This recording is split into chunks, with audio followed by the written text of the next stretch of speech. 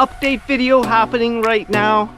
We're talking weather, we're talking mosquitoes, we're talking power, and everything associated with the risk in coming to Cuba, like the flight that turned back to Canada.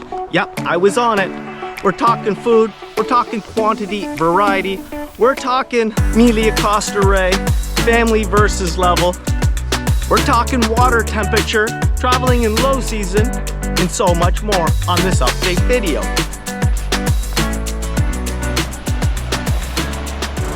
About 29 degrees right now, a little after 9 a.m. in the morning. A bit of seaweed starting on this beach. 6:50 is when the sun starts to rise here. It's absolutely spectacular if you're a morning person like me, but the bugs are brutal.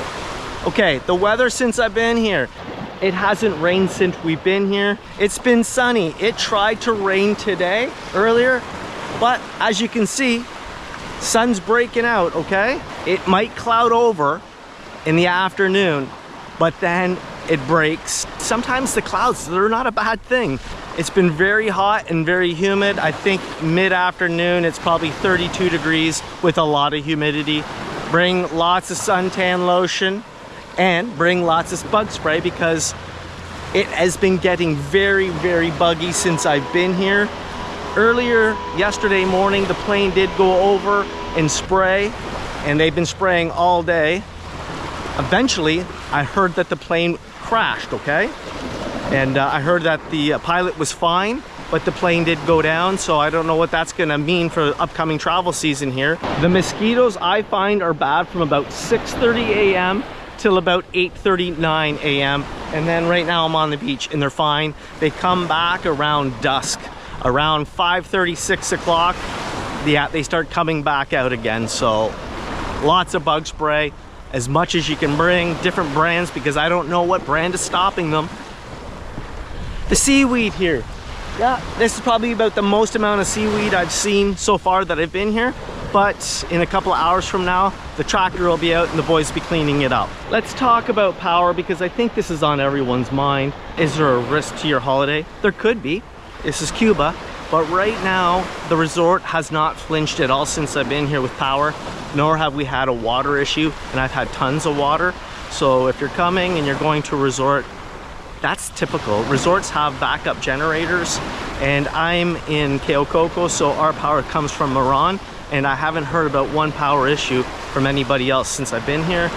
I've heard from the locals that they say they're getting about 2 to 3 hours worth of power per day. That was a few days ago when I was talking to some people, so it's hard on the locals right now, folks. You feel for them. If you're coming here, make sure you're bringing anything that associates with power packs, solar lights, solar items, those little portable fans, anything to help the Cubans out. That really does help out right now for them because they are struggling. I was on that flight that was flying down here and we got turned back to Toronto. The captain came on and said, sorry folks, there's a problem with the Havana radar. I guess that's all the radar for the entire island. There's a malfunction. We ended up turning straight back, flying all the way back to Canada to get off the plane, and we were told that the power had been resumed in Havana, but the flight couldn't go because of scheduling issues. A lot of people didn't get upset, to be honest with you. People did go to some hotels. I believe it was about $350 to $400. I actually stayed at the airport. I wanted to see how that was gonna go. I've stayed at many airports in my lifetime and train stations, so for me, airport's not a big deal. I did have passes for the lounge. They have a shower in there, which is amazing. So I think it closed at 1 a.m. It reopened at 5:30, and I was catching a morning flight anyway. So for me, I probably could have covered it with the insurance.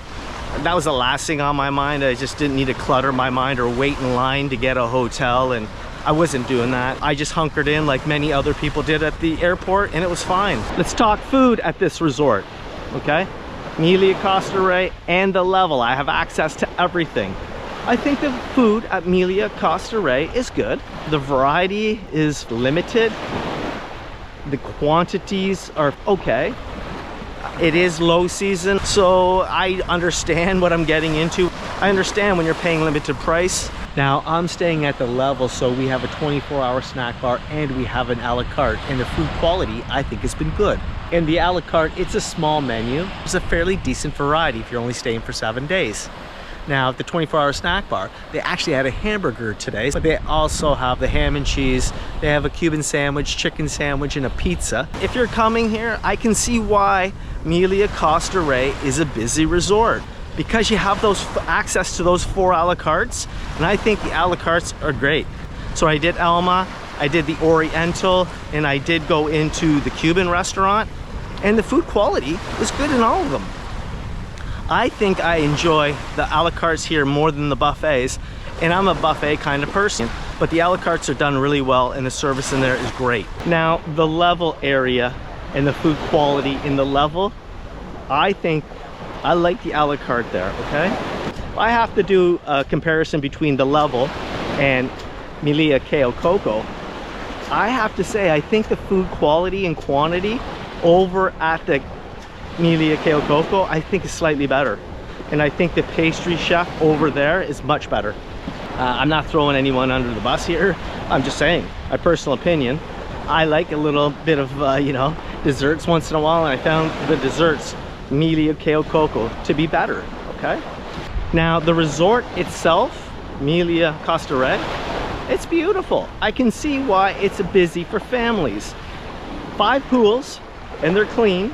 There's a lot of activities going on for people. If you're activities minded, you're gonna love it.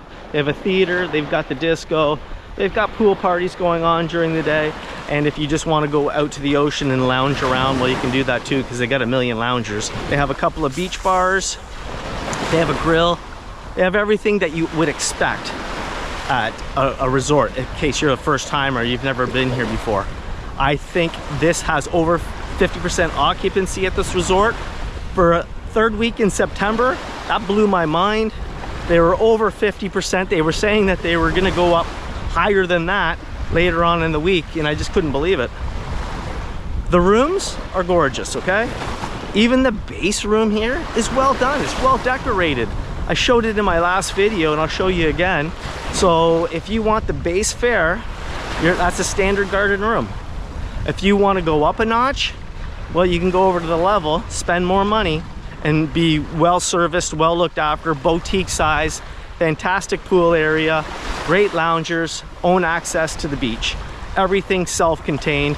You don't even have to leave the resort if you don't need to and go to Melia Costa Rey, the family side. You can just stay, okay? The beach area at the level and in the family portion is beautiful. As you can see, I'm leaving it now. It's starting to narrow, okay? A fantastic breeze right now, so sorry if this is getting muffled, but there's no mosquitoes. So you need the breeze to keep away the bugs, and you need the sun to keep away the bugs. The rain, unfortunately, brings back the bugs. Now, there's a guy here, he's the bonsai caretaker. I met him the other day, and there's got to be like 10 or 15 different bonsais scattered around the resort. I've never seen that in my entire time coming to Cuba, and I really wanted to meet the guy because like he does such a spectacular job. And in the level area, some of those bonsais he was trying to tell me that are over 20 years old, and they're fantastic looking. So if you're coming, just tip the guy. Right now I brought Canadian dollars and US, no coins. Next time I'm coming, lots of bug spray for sure, and leaving it for them as they need it. Any battery packs that you have that you're not using, bring them, leave them. They could really use them right now.